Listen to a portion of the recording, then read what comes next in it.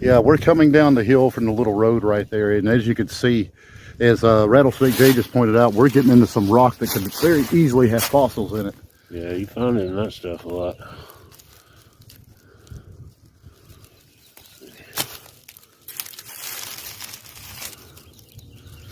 It's likely Carboniferous period stuff.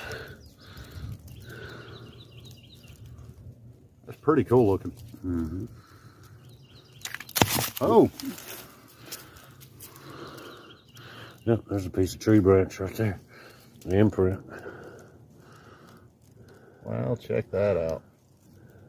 I wonder if the other piece had some on it. It came off of that.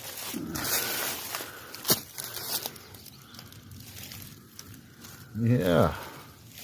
See, a little bit of rock hounding does work out for you.